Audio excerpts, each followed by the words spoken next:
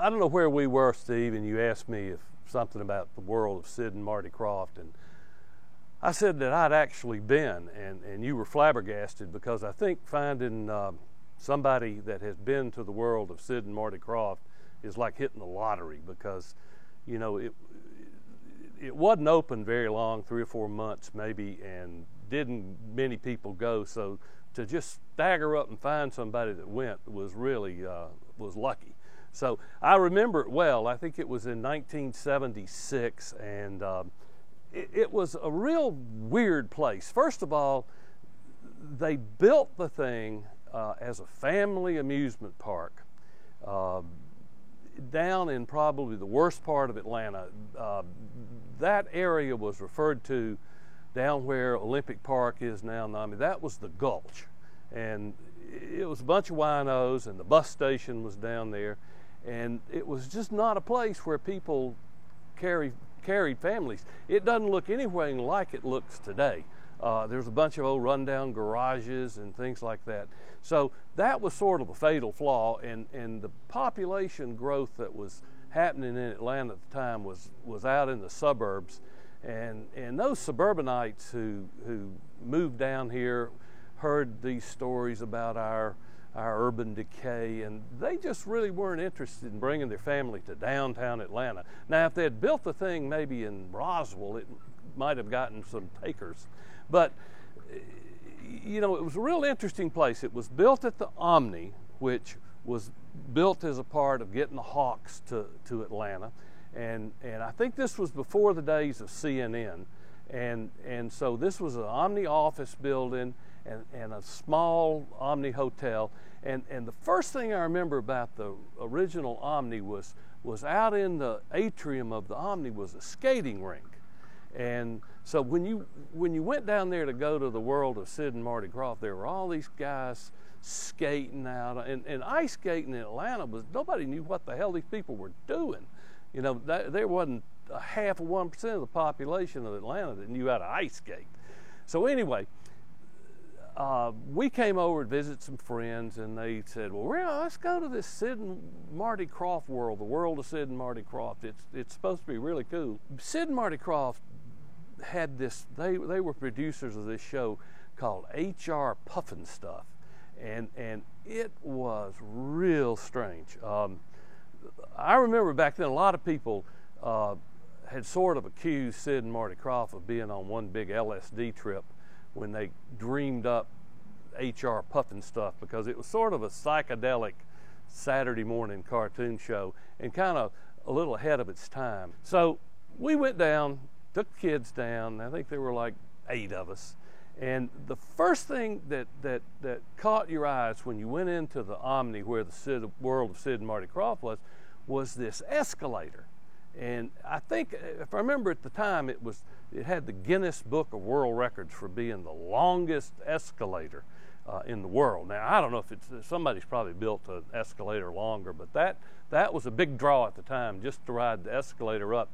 And that escalator is still there, and if you take the CNN tour, you ride that escalator up. It's a cool escalator. I mean, it goes up like 10 stories. So anyway, I remember you buy the tickets, and you went over, and they took the tickets up at the little booth, and you got on the escalator, and you rode up, and right when you get off the escalator up at the atrium, or upper atrium platform where the amusement park started, there was a damn mime, and he was so damn strange.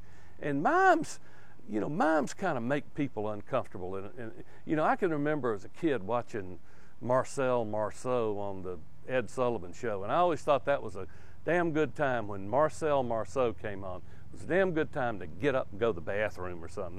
That was potty break time. But anyway, this mime just sort of bothered you for the first like 15 minutes you were in there. And I think on that level, when we went in there, one of the big draws was they had a crystal merry-go-round. Now, I'm not sure about that. Something in the back of my mind, it's something about a crystal merry-go-round. It was really kind of a cool looking thing. It looked like an ice merry-go-round. And that was the big draw. And so all the kids had to ride the merry-go-round. And I remember I didn't ride it because I cannot ride anything that goes around and around and around. It makes me sick. So anyway, went the merry-go-round, and then it really, if you take the CNN tour, you're walking the same place where this amusement park was, and there's you walk all through where the studios are now was sort of where this amusement park was. So you walk back in and back around, and the first thing that kind of caught you is they had a whole bunch of little midgets around. I think at the time they boasted having the shortest midgets in the world or something like that, or maybe the shortest twin midgets in the world or something like that. It was really strange. And then they had a bunch of fat people, like real circus fat people, and they were sort of, I mean, they're just sort of strange that they had midgets and fat people, and I think that one of the things they had was a great big hippopotamus, and they had some poor fat guy dressed up in a hippopotamus suit, because I know because he had a real fat face, but he had on this big hippopotamus suit. So anyway, that was all part of it.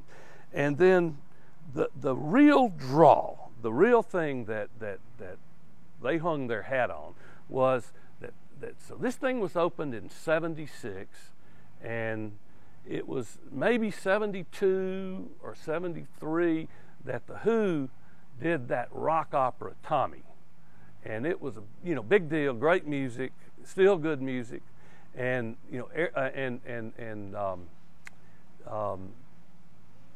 there was that song Pinball Wizard that came out of there. They had this pinball ride, and so you got on it and you were in this little round, like a roller coaster car, and I think it was like two people. And so this thing starts down from maybe the 10th floor at the Omni building, up where we went in, and somehow or another it winds its way all the way back down to like the main floor, and on the way it never went very fast.